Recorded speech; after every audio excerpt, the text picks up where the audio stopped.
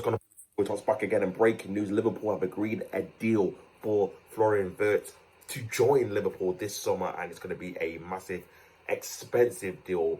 British world record fee. Now, there's been a lot of obviously talk about different fees and stuff like that, and I'll get into it. Before I get into it, make sure you guys like the video, subscribe to the channel. Teachers of Sports, the home of sports. Now, let's get into it. Liverpool told which player will benefit most from Florian Wirtz after signing him is a frightening statement. Now, remember, Liverpool won the league last year, so them to add a creative player like Wirtz is a massive statement for the Premier League and the rest of the teams challenging for the Premier League, like Arsenal, Manchester City, etc. So, yeah, it's absolutely crazy.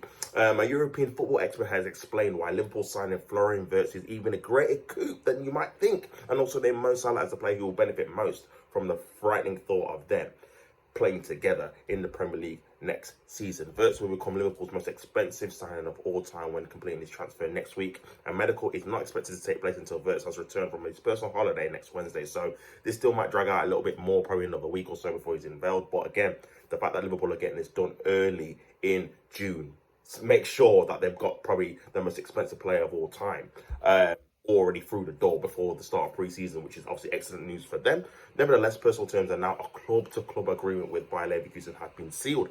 Depending on who you believe, the package Liverpool have committed to is either 150 million euros, which is 127 million pounds, or 136 million euros, which is 116 million pounds. Now, both fees have been obviously touted out there. I think Fabrizio said one, and then obviously David Ornstein said the other. So it depends which journalist you obviously believe and you think is telling, obviously giving the right information. For me, I think it's probably the 116 million really. But regardless, it's going to be a obviously British record fee anyway. So yeah, it's a lot of money, man, for one player. But again, the player has been excellent for Bayer Leverkusen. He won the Bundesliga couple of seasons ago, so yeah, he was fantastic in that role, and he plays a prominent role for Germany as well at international level. So yeah, he's a very, very good player. Wirtz's primary position at Leverkusen was a number 10 role. This is a position that Arne Slot does field in his 4-2-3-1 formation, though Wirtz's versatility also allows him to operate anywhere across the front line when required. So that's a massive, massive plus. He's very versatile. He can play on the left, he can play up front as a false nine, he can play on the right, he can play in the 10, and that's a player.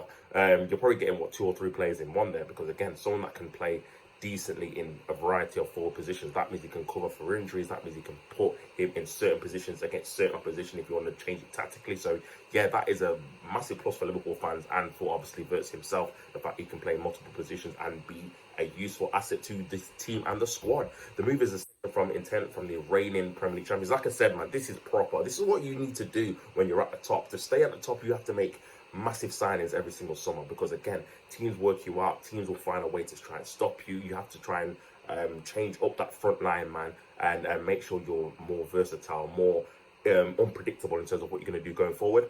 The move is a statement from the intent of the reigning Premier League champions, and has certainly been impressed by the European football expert Andy Brassel. The knowledgeable pundit gave his honest assessment of the coup and explained why Wirtz could take Salah's goal scoring exploits to even greater heights. That is absolutely scary, man. I'm so jealous that they've got this signing, bro.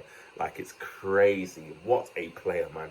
And the fact that you're saying the Salah might even get even better. Remember, he got 29 league goals last year. If he gets better than that, and he won player of the season, and he obviously got the most assists as well, he was unbelievable, Salah. And yeah, crazy how potentially he could even make him better, which, bro, that would be madness. He's one of the best midfield players in Europe.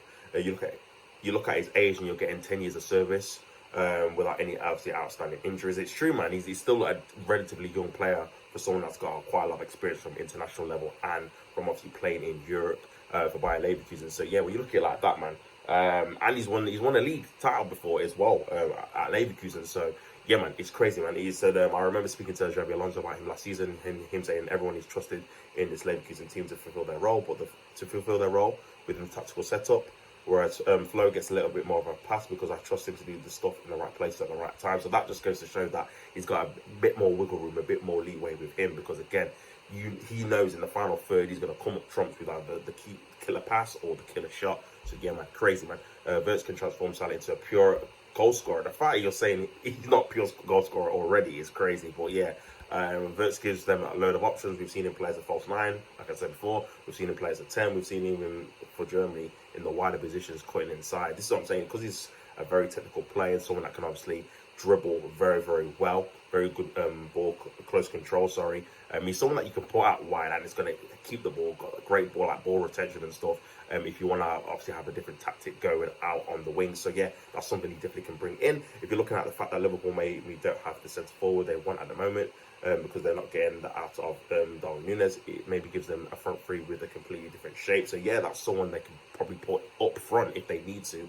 And because remember, they've been playing Diaz up there as well, and obviously he's not a natural striker, playing that false nine role as well. So this might be a player that can even do it even better, because like I said, he's actually got the dribbling ability and as well as the vision to set up other players as well in that front 2, 3, whatever you want to call it. So yeah, maybe it turns into a front 2, maybe like Salah or Gakpo or Diaz and Salah, whoever it might work, and then obviously Wirtz in behind. So yeah, that could be very, very key. It takes a load of creativity load off Salah as well, as he can just score goals and maybe spare himself some other running, because they don't want him to do as much as he goes into his 30s. Wirtz is one of the main bright spots for Germany during the Nations League as well. He's a great player for his country as well, so adaptable. He's costing a lot of money for a reason, but for Liverpool to get him to reject Bayern Munich, really obviously believes in this. So yeah, that's a massive coup as well, man. The fact is Germany is rejecting Bayern Munich, which is the biggest club in Germany, just goes to show why he really wants to come to Liverpool, man. They really must have been telling him and selling him, obviously, the project or whatever that it might be for him to come. So yeah, crazy, man. Crazy. In the Bundesliga last season, only Elise 37 times won possession more in the final third than Wirtz's 35, which demonstrates his willingness to press. So again, not just on the ball, off the ball, he can obviously provide something different in terms of being able to press. And it is something that obviously people praise Szoboszlai for in terms of his pressing and obviously his hard work off the ball, but his on the ball quality is never normally there. And with this kind of player, you can get the best of both worlds, someone that can press off the ball and obviously really attack really well on the ball. So yeah, you can handle the press too among wingers and attacking midfielders, with 200 or more passes attempted under high intensity pressure in the Champions League in 2024-25. Only City's Phil Foden, 89% with 194 successful passes from 217 passes, ranks ahead of him. Because Wirtz had 88%, so yeah, in pass completion rate. So yeah, that is a lot. I'm just looking at obviously Wirtz and Szoboszlai stats together, man. 31 appearances for Wirtz, 36 for Szoboszlai. Wirtz got 10 league goals, Szoboszlai got 6. Wirtz got 12 assists, Szoboszlai got 6. Created chances, Wirtz 57, Szoboszlai 55, which is more than I thought. Take-ons completed. Now this is the bigger one, man. Szoboszlai's got 21. Wirtz has got 82. So that just goes to show what a fantastic player he is into the dribbling, man. And that's take-ons completed, by the way. So he's 82 times, man. That's crazy. Passing accuracy 82% to 85. And then shot accuracy 72% Wirtz and 54% Szoboszlai. So in the final third, he's just a bit more efficient when it comes to dribbling, shooting, passing, assists, whatever you want to call it, man. So it is definitely an upgrade. Do you know what I mean?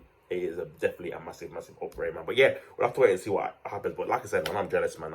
What signing? I mean, I wish Arsenal were in for it, someone like him, because again, he's someone that, again, you're showing intent buying someone like him, paying the money, stuff like that. So yeah, it's peak, man. It's peak. But obviously, good luck to him. Good luck to Liverpool. Obviously, I'm actually looking forward to seeing him in the Premier League against obviously our English opposition. How well he does in the league. Now De Bruyne is gone.